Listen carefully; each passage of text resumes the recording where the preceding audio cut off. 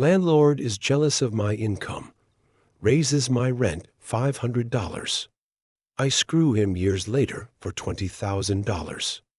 In the late 90s, wife and I were just married, just getting started, and we decided to DINK, double income, no kids, it for a few years to save up for a down payment on a house. The dotcom bubble was still rising, and I was a newly minted software developer. I had an entry-level job for a while, and then got recruited to a new city and a new job that paid 3 times of what I was making before. It was an offer too good to pass up. I ran the numbers and it was a no-brainer. By living frugally and saving my entire salary, living off just her income, we would easily have enough in a year to put 20% down payment on a new house. We rented an apartment in the new city that was listed for $950 per month. The landlord was a real estate agent who owned a 2-bedroom condo as an investment property. Let's call him Hank Wazowski. Hank was a thin, gray, no-nonsense guy. He was pleasant enough, but perfunctory, dry, and had no sense of humor. He made a point of explaining that under no circumstances was he responsible for maintaining the garbage disposal, and that it was not included in the rental agreement, and he would not be responsible for fixing it were it to break. He seemed slightly amused by us, a clueless young newlywed couple, but I could tell he wanted to rent to us because we were very obviously a safe choice as renters. We filled out the rental agreement and the credit check, and this is where my troubles began. Hank looked hard at the credit application where I listed my job title, software developer, and my income, $75,000. For a 23-year-old in his second year out of college, in the late 90s, this is a small fortune. Throw in my wife's salary, and we were over 6 figures in income, renting an apartment far beneath our means. Like I said, DINK is the way to go when starting out. I can't believe how much money you make, Hank must have said 6 times, muttering under his breath. I explained we were saving to buy a house and that we were only going to stay in the apartment a year. We might stay a few months after the term is over. Would month to month be okay after a year? Hank assured us that would be fine. We saw Hank only once during the year, and he again mentioned my salary and how he couldn't believe that's what software developers were making. It was awkward, and I gave a vague reply. Anyway, a year later, we had found a house to buy, signed all the papers, and were making plans to move. The new house wasn't going to be ready until 2 months after our rental lease was up, so I called Hank to ask if we could, as discussed, simply extend the lease. Hank assured me on the phone it would be no problem, and he would send over an extension for us to sign. The extension arrived in the mail, and it included a month-to-month clause and a $500 increase in the rent. I flipped out and called him. Hank, why are you increasing the rent over 50%? That's too much. That's more than my new mortgage is going to be. He was super condescending to me. Adam, it's what the apartment goes for now. I would be losing money by renting it for less. I tried to reason with him, but it was very clear he knew we could afford the $500, had no choice in the matter, and he was going to screw us over as best he could.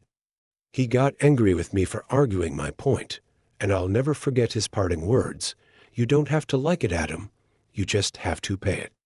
My wife and I tried to figure out a way to move out early by putting our furniture in storage for a couple months and crashing with friends, but it just wasn't going to work out. I swallowed my pride and wrote out the check for $1,450 for the extra month. A month later, I wrote a similar check, and then we moved out. I made sure the apartment was spotless before moving, but still Hank withheld $300 from our security. $100 for cleaning? Sure, but $300 was obscene. In my mind, he had screwed me over for $1,200, and there was nothing I could do about it.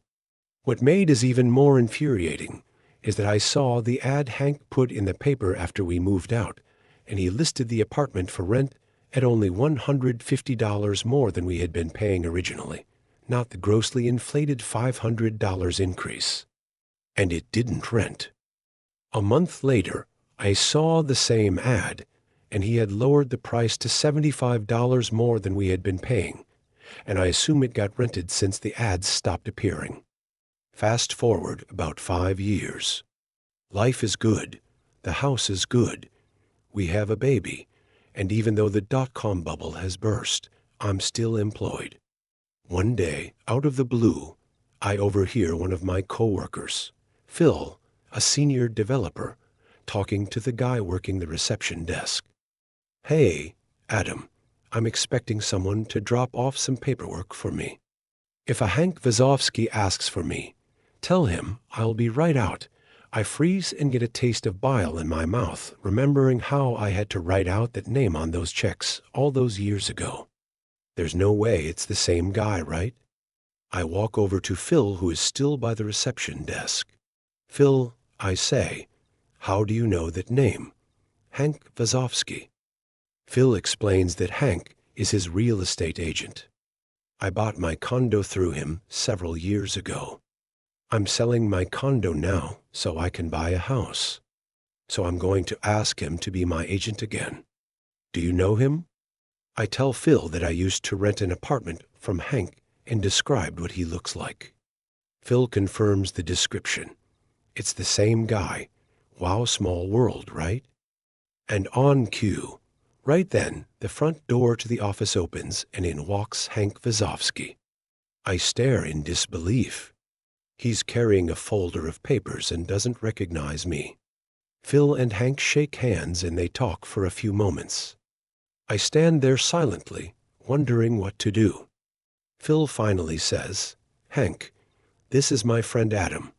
I think you may have already met." "Yes, hello, Hank. Good to see you again. My wife and I were your tenants a few years ago on Paw Street. Remember the software developer who rented for a year saving to buy a house? Well, this is where I work. Here." With Phil, Hank's eyes indicate he now remembers me, and he's starting to put it all together. We shake hands and he says yes. Of course, he remembers and asks how we are doing. "Oh, we're just fine. Thanks for asking." Phil says that you're his real estate agent. Small world, isn't it? Hank nods pleasantly.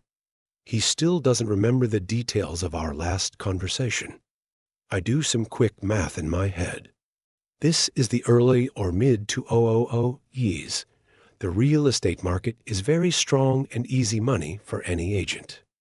The crash of 2008 is still a few years in the future. I start to think out loud.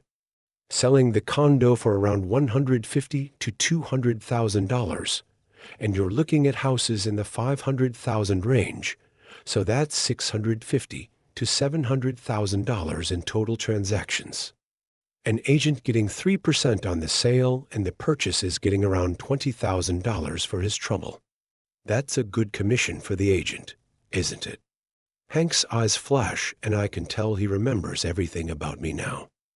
Phil is surprised at my passive-aggressive tone. I am enjoying the uncomfortable silence. Hank deflects my question, saying it's complicated, and tells Phil to send back the papers as soon as possible. He shakes hands with Phil, looks at me, nods, and goes to leave. "It was really good to see you again, Hank," I call behind him. He exits the building. As the door is still shutting, I say a bit too loudly so that Hank can hear. "Phil, don't sign anything just yet. I have a story to tell you." Phil looks at me and says, "Adam, what the hell was that all about?" He looks pissed and confused at my behavior. I tell Phil the whole story, the rent, the $500 increase, the security deposit. You don't have to like it. You just have to pay it. Everything. "Phil, you can't use this guy to sell your condo and buy a house." I hate him. He's evil. I'll help you find another real estate agent. Just use anyone but Hank. So the great thing about Phil is that, well, he's a great guy. He says he's a little surprised at my story and has always known Hank as a straightforward guy. But I totally see him doing that to you, he admits. There's no way I could use him now. What a dick. Then Phil's eyes lit up a bit. What do you want me to say when I fire him? I have special feelings for Phil now. We came up with a plan, and I made sure there were some key phrases in Phil's repertoire. We planned it all out together in advance. My only regret is that I didn't get to see Hank's reaction in person a day later, when Phil made the following phone call while I stood behind him listening. "Hi, Hank. It's Phil calling. Yeah, about that. I've decided to get some other quotes from other agents. I'm not going to sign up with you. No, you shouldn't give a discount. You'd be losing money if you did that. No, this is just a decision I've made. No, it has nothing to do with Adam. Well, you don't have to like it, Hank. You just have to accept it. Goodbye." And it was the greatest revenge I could have ever imagined. Through a chance meeting years later, Hank got screwed out of $20,000 in easy commissions. And the best part is Hank absolutely knew it had everything to do with Adam.